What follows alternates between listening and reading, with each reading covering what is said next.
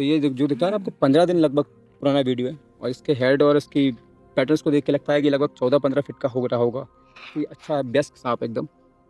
बड़े size, female अच्छे।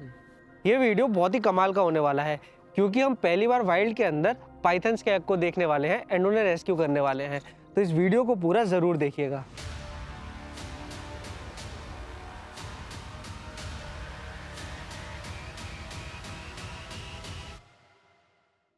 यहाँ क्या हुआ है हम अच्छे से समझ लेते हैं। 3 दिन से एक किसान अपने राइस के खेत के पास में एक बहुत लंबे पाइथन को देख पा रहा था और ये पाइथन एक छोटे से गड्ढे में जाकर बार बार छिप रहा था। ये गड्ढा इस राइस के खेत के बिल्कुल एज पर था और इसके बाद बहुत ज्यादा डेंस वेजिटेशन था एंड देन एक रिवर जा रही थी, तो ये लोकेशन पाइथन के रहने के हिसाब से बहुत ही अच्छी थी। और आज सुबह जब एक किसान खेत में पहुंचा तो उसने देखा कि रात में भारी बारिश होने के कारण इस गड्ढे की मिट्टी ढह गई है और ये गड्ढा बहुत बड़ा बन चुका है। इस गड्ढे के अंदर उसे कोने में कुछ अंडे दिखाई दिए। ये अंडे इंडियन रॉक पाइथन के थे। इन अंडों को देखने के बाद उसने हमारे एक फेलो रेस्क्यूअर को कांटेक्ट किया। जब तक हमारे फेलो रेस्क्यूअर उस लोकेशन पे पहुंचे तब तक उस गड्ढे के अंदर बहुत ज्यादा पानी भर चुका था। ये पानी इन अंडों को हार्म कर सकता था, जिस वजह से उन्होंने इस अंडे के क्लच को उस गड्ढे से बाहर निकालकर एक सेफ जगह पे रख दिया। लगेगा कि आजकल वापस आएगा? हाँ, डेफिनेटली आएगा। अगर अंडे थे ना तो पाइथन तो डेफिनेटली आएगा। क्या ना, वो जगह है ना ऐसी, उसके अंदर से एक बिल गया हुआ है। अच्छा, पानी आर पार हो रहा है। तो फ्लश तो अभी राइट में रखा हुआ है, उसको अपन देखते हैं। पहले अपन लोकेशन देखते हैं। मुझे लग रहा है कि पाइथन आसपास आराम से छुप सकता है क्योंकि ये जो जगह है लाइक इतना डेंस है, पाइथन आराम से छुप जाएगा। मैंने और समीर ने लगभग आधा घंटे पूरा एरिया फाइंड किया अभी। हाँ, जस्ट हमने उस तरफ भी जाके देखा और इसके अंदर भी जाके देखा और तालाब के आसपास भी देखा। हो सकता है उस तरफ से कहीं उस किनारे वो निकल तो गया हो। आसपास कहीं भी बैठ गया होगा। कहीं भी है बिल्कुल। अब वो ढूंढना इज लाइक कि आप तीली ढूंढ लो।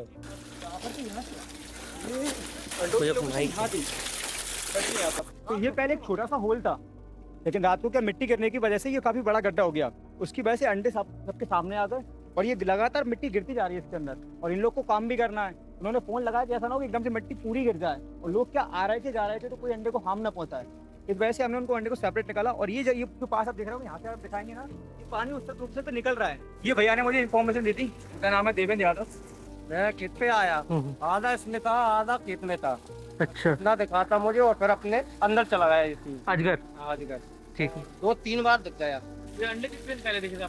अभी सुबह वो रात में ये फूट गया तो अंडे यहीं रखे थे अच्छा अच्छा अच्छा। गड्ढे में। इससे पहले नहीं? नहीं, इससे पहले नहीं। रात में ही फूटा है ना, ये सब पैक हो गया था। 8-10 अंडे 8-10 अंडे होंगे। हाँ, अच्छा, बह गए अंडे। अच्छा अच्छा। पाइथन्स ओविपेरस होते हैं, जिसका मतलब वो एग्स ले करते हैं। पाइथन के फीमेल की एज जितनी ज्यादा होगी वो एक टाइम में उतने ज्यादा अंडे देगी। मिनिमम ये 10 अंडे से लेकर मैक्सिमम 60 अंडे तक दे सकते हैं, जो कि क्लच के फॉर्म में होते हैं। अब क्लच क्या होता है आइए उसे समझते हैं। जब एक फीमेल एग्स को लेकर रही होती है तो एग्स के साथ में एक स्टिकी सब्सटेंस को भी रिलीज करती है एंड यही स्टिकी सब्सटेंस 2 अंडों को आपस में चिपकाता है। जैसे जैसे पाइथन और अंडे देता जाता है वो अंडे आपस में चिपककर एक बड़ा स्ट्रक्चर ले लेते हैं, जिसे क्लच बोला जाता है।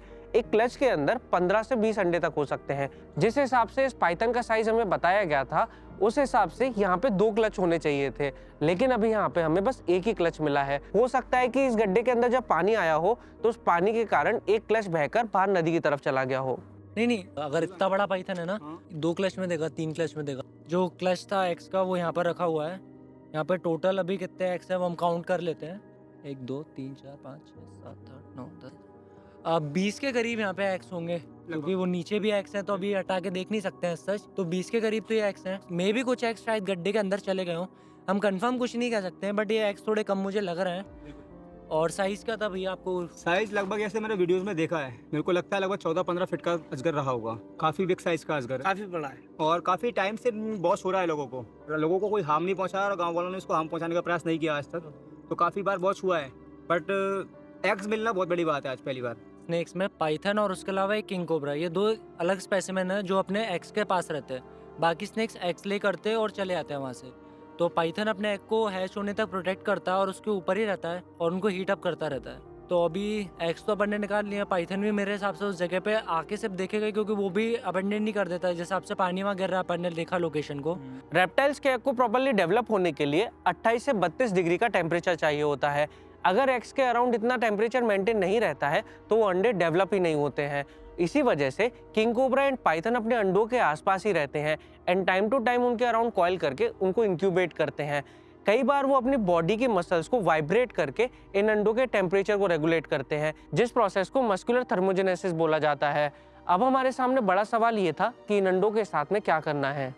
एग्स का तो मुझे लगता है या तो उनको उसी सेफ जगह पे, उसी क्राइटेरिया के पास में कहीं को डंप कर देना चाहिए, अच्छी जगह पे सेफ रोक देना चाहिए, या फिर मेरे को लगता है कि फिर इनको अपने स्तर पे हैच करना चाहिए। जैसा भैया कह रहा है, करना तो उन दो में से ही कुछ एक है, करना पड़ेगा क्योंकि अब एग्जैक्ट स्पॉट पे तो अपन रख भी नहीं सकते, और कहीं और भी रखते पाइथन तो आएगा नहीं। अब एक्स को अपन पहले चेक करते हैं एक्स के अंदर क्या सीन है, थोड़ा सा टॉर्च वगैरह मार के फिर अपन थोड़ा कंफर्म करते हैं और लोगों से जिनको ज़्यादा नॉलेज है, क्योंकि मेरे को भी एक्स के बारे में इतना ज़्यादा भी नॉलेज है नहीं।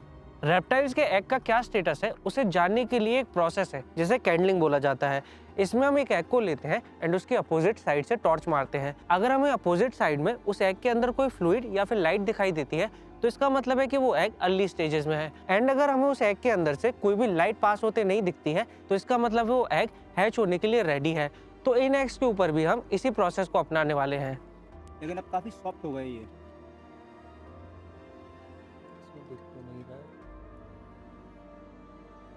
बच्चा बन चुका है। हाँ, बच्चा बन चुका है, दिख नहीं रहा है ना। विदिन 1 या 2 वीक में इनमें से बच्चे निकल आएंगे। अभी अपन ने टॉर्च मार के देखा, टॉर्च पे आर पार नहीं हो रही, तो मतलब बच्चा तो अंदर है। और फिर आगे का मूव करते हैं अपन, पूछते हैं अब चीज़ें। ये सबसे डिफिकल्ट जो चीज़ यही है हमारे सामने, कैसे सेव किया जाए इनको। इन पाइथन एग्स के साथ में क्या करना सही रहेगा उसके लिए हमने 2 एक्सपर्ट्स को कंसल्ट किया और मैं बहुत थैंकफुल हूँ doctor Vivek and Rajesh sir का कि उन्होंने हमारी हेल्प की। बाकी डेवलप हो चुके हैं, और ये बोल रहा था मेरे को, एग का क्लच है एक और एक में 2 हैं। अब इनको रखना कैसे क्या है आप बताओ मेरे को, आसपास में कहीं रखें क्या? मेरे हिसाब से वही छोड़ दो यार, फेट। वो जो जगह पे थे ना, वो जगह पे तो ऊपर से पानी कर रहा है, वो जगह पे तो पूरा होल बड़ा हो गया है। मदर है क्या आसपास? नहीं है देखिए अभी तक, हफ्ते भर से नहीं देखे, हफ्ते भर पहले देखा था पाइथन। आसपास हो सकता है, लेकिन यार ये अब छोड़ के जाते नहीं है बच्चों को, अंडे को। मे भी शायद प्रेजेंस की वजह से छोड़ गया हो लोगों की, हो सकता है। या फिर क्योंकि पानी गिर रहा है जस्ट ऊपर से। पानी बह रहा है उसमें से। अच्छा, बह रहा है। तो ऐसा कर सकते हैं कि जो पानी बह रहा है उसका रूट डाइवर्ट कर दे। पॉसिबल ही नहीं। आसपास में गड्ढा बना के रख सकते हैं अपन, वो कर दो फिर, वो कर सकते हैं। वो कर दो। अच्छा ओके। ऑलमोस्ट ये तो एचिंग रेडी है, ज्यादा टाइम थोड़ी बचा है। एक काम करो, सारे एसिंग उठाओ, ऐसी जगह रखो जहाँ 25 से 28 डिग्री का टेम्परेचर बना रहे, अच्छा, जहाँ थोड़ी बहुत हवा चलती रहे, तो कोई दिक्कत नहीं, हो जाएगा काम। तो हो सकता है सांप वापस आए, जैसा कि एक्सपर्ट ने बताया अभी हमें कि सांप वापस आता है। अजगर और किंग कोबरा में ये खासियत होती है, अपने अंडे को प्रोटेक्ट करते हैं, तो हमें एक चांस लेना चाहिए। फॉरेस्ट डिपार्टमेंट को इन्फॉर्म कर दिया है और उन्होंने रिलोकेशन की परमिशन दे दी है कि आसपास में हमने रिलोकेट कर सकते हैं। तो अभी हम जल्दी से इनको एक परफेक्ट जगह देख के रिलोकेट कर देंगे, और गाँव वालों को भी हमने समझा दिया कि उन्हें इससे कोई दिक्कत नहीं है, ये उनके लिए फायदेमंद ही है। जरा है वहाँ पे, उनमें जरों में बीत गए होंगे। अच्छा, चेक कर सकते हैं मतलब। मड स्लाइड हुई ना, तो एक बड़ा सा खड्डा बन गया उस जगह पे, तो जहाँ तक मेरे को लगता है या तो वो दब गए या फिर अंडे बह गए। अब हमें इन अंडों को रखने के लिए एक परफेक्ट लोकेशन को ढूंढना था, लेकिन उसके पहले जरूरी था उस गड्ढे के अंदर जाके ये चेक करना कि कहीं कोई और क्लच तो वहाँ पे नहीं है। एक नंबर जगह अरे पाइथन का तो है, मतलब जन्नत है। क्रोकोडाइल के बेस्ट, क्रोकोडाइल भी ऐसे में आके एक्ट दे जाता है। पानी यहाँ से निकल रहा है, उसकी जड़ों की वजह से परफेक्ट मान जाएगी। तो अभी मैं अंदर जाके एक बार चेक करूँगा कुछ और एक्ट तो नहीं है। भैया ने भी एक बार देख लिया है, हाँ प्रॉपर एक बार भी हम देख लेते हैं, कहीं अगर दिख जाए कुछ तो बढ़िया ही है।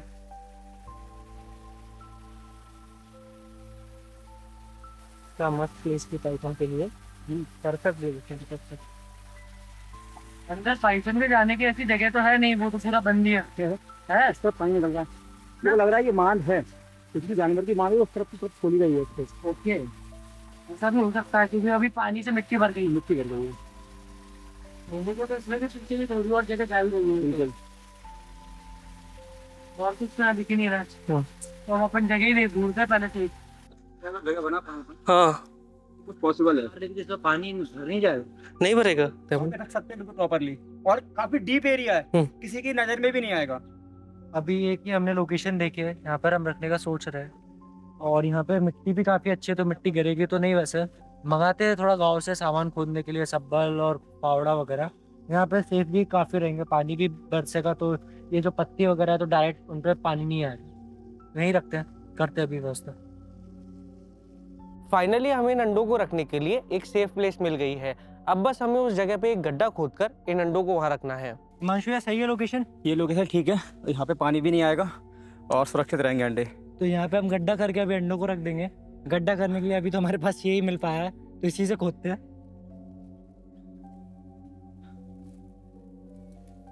इसके नीचे हम थोड़ी सी सूखी घास भी लगा देंगे ताकि नीचे की ज़मीन नम रहेगी तो अंडे सूखे रहें।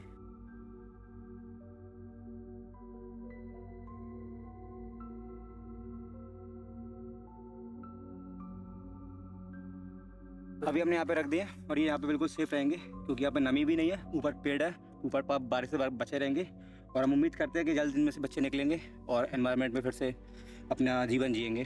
इन पाइथन एग्स को सेफ प्लेस पे रखने के बाद हम इन्हें रेगुलर बेसिस पे मॉनिटर कर रहे थे और 6 दिन बाद ही इन अंडों के अंदर मूवमेंट स्टार्ट होती है और फॉर्चुनेटली हम इन अंडों में से बच्चे बाहर निकलने के मूवमेंट्स को कैप्चर कर पाते हैं।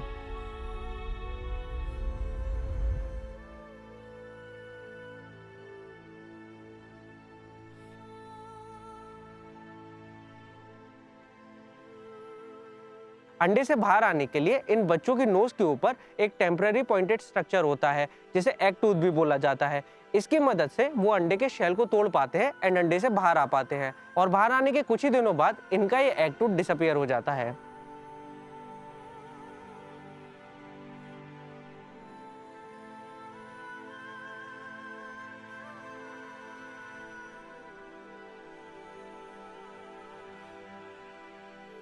अंडे से पूरी तरह बाहर आने में ये बच्चे 2 से 3 दिन का भी टाइम ले सकते हैं क्योंकि वो उतने टाइम में इस एग के अंदर प्रेजेंट यॉक को अपनी बॉडी में एब्जॉर्ब करते हैं और इसी यॉक की मदद से जब वो एग से बाहर निकलते हैं तो बिना कुछ खाए भी 7 से 14 दिन तक आराम से सर्वाइव कर पाते हैं।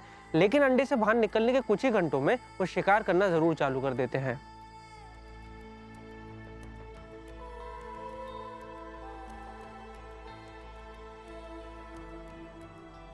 अंडों से बाहर निकलने के बाद सबसे पहले ये बच्चे अपनी टंग को हवा में फ्लिक करते हैं।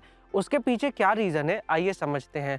रेप्टाइल्स के अंदर हम ह्यूमन से बिल्कुल डिफरेंट टंग होती है। जहां हम ह्यूमन की टंग एक ही शेप में होती है वहीं रेप्टाइल्स की टंग आगे से 2 में डिवाइडेड होती है और ये दोनों ही फोर्क इंडिपेंडेंट होते हैं। इस तरह की टंग को फोर्क टंग बोला जाता है। जब ये बच्चा अपनी टंग को बाहर फ्लिक करता है तो ये दोनों ही फोर्क अलग अलग डायरेक्शन में मूव करके हवा में प्रेजेंट सभी केमिकल को अपने ऊपर चिपका लेते हैं एंड जैसे वो अपने मुंह में इस टंग को वापस लाता है तो ये दोनों फोर्क्स उसके मुंह के ऊपर प्रेजेंट जेकब्सन ऑर्गन को टच करते हैं एंड जेकब्सन ऑर्गन ये सभी केमिकल को एनालाइज करके उस बच्चे को ये बता देता है कि आसपास कौन कौन से एनिमल्स प्रेजेंट हैं और इस तरह से ये बच्चा प्रेडेटर से बच पाता है।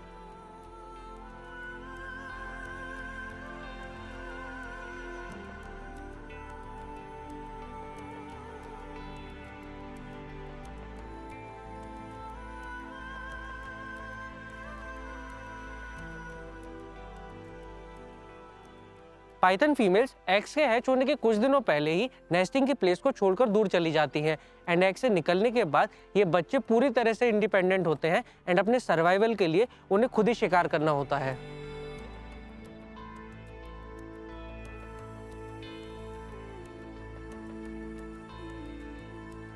हमें इन फुटेजेस को शूट करने में पूरे 3 दिन लग गए लेकिन ये सभी बच्चे अब अंडों से बाहर थे और हमें बस इन्हें कलेक्ट करके गांव से दूर एक सेफ लोकेशन पे जाके रिलीज करना था। अभी पाइथन के सारे एग्स हैच हो चुके हैं। पूरी स्टोरी हमें हिमांशु ये बताएंगे क्योंकि वो इनको मॉनिटर कर रहे थे। तो जैसा कि हमने आपने पहले वीडियो में देखा होगा कि हमने अंडे एक सेफ जगह पर रख दिए थे। इसकी मॉनिटरिंग मैं और मेरी टीम और भैया को हम कर रहे थे। अब क्या हुआ कि उसमें से बच्चे बाहर निकलने लगे थे तो गाँव वालों ने फ़ोन करके बुलाया कि भैया बच्चे बाहर आ गए हैं तो आप आ जाइए। तो उनको क्या वहाँ पे छोड़ना पॉसिबल नहीं था, ऐसे पता नहीं वो कहाँ चले जाते या गाँव वाले उनको नुकसान पहुँचाए थे। उन्होंने कहा कि हमारे खेतों से आप इनको शिफ्ट कर दीजिए कहीं पे। तो फिर हमने अपने पास रखना स्टार्ट कर दिया था। तो हमने अभी सारे बच्चे कलेक्ट कर लिए और काफ़ी सेफ़ हैं और सभी हेल्दी हैं। अब हम इनको रिलीज़ करने के लिए आए कि आप देख सकते हैं कितना अच्छा माहौल है यहाँ का और इनके लिए पर्याप्त वातावरण है। और आगे की जानकारी मैं चाहूँगा लाभ दे आपको थोड़ी सी। जो एग्स थे वो 18 थे लेकिन जो बच्चे उनमें से निकले वो 19 है। एक एग में से 2 बच्चे निकले थे, वो दोनों का कॉर्ड जुड़ा हुआ था बट वो खुद ही नेचुरली अपने आप अलग हो गया है। दोनों बाकी जो हैचलिंग्स निकले उनसे थोड़े कमज़ोर और पतले हैं बट दोनों हेल्दी हैं, सर्वाइव कर सकते हैं बाहर। इसके अलावा हम जो एग्स में से बच्चे निकले उनको 3 स्लॉट में रिलीज़ करने वाले हैं। एक स्लॉट को हम यहाँ रिलीज़ करेंगे, फिर कुछ को 500 मीटर के आगे करेंगे, फिर 500 मीटर के रेंज में। बिल्कुल हम लोग उनको थोड़ा दूर दूर इसलिए रिलीज़ कर रहे हैं ताकि सर्वाइवल रेट थोड़ा उनका ज़्यादा रहे। एक ही जगह पे अगर कुछ भी होता है तो शायद दूसरे स्लॉट के बच्चे सरवाइव कर जाएं। बिल्कुल।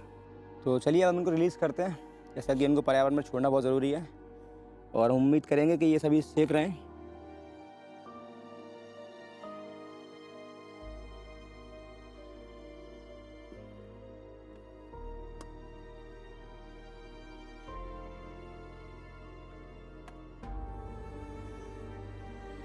एग से निकलने के बाद पाइथन के बच्चों की लंबाई 45 से लेकर 60 सेंटीमीटर तक होती है और ये कई दिनों तक उस नेस्टिंग की प्लेस के आसपास ही रहते हैं। तो अभी हम यहाँ पे सेकंड बैच को रिलीज कर देंगे जल्दी से।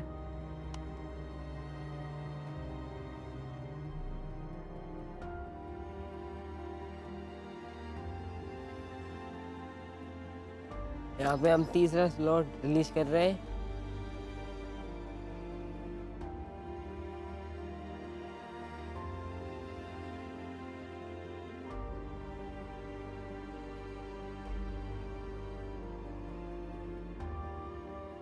इस तरह के और बेजुबान जानवरों की जान बचाने के लिए आप हमें इस नंबर पे यूपीआई करके डोनेट कर सकते हैं या फिर डिस्क्रिप्शन में हमारी बैंक डिटेल मेंशन है, आप उस पर जाकर भी हमें डोनेट कर सकते हैं।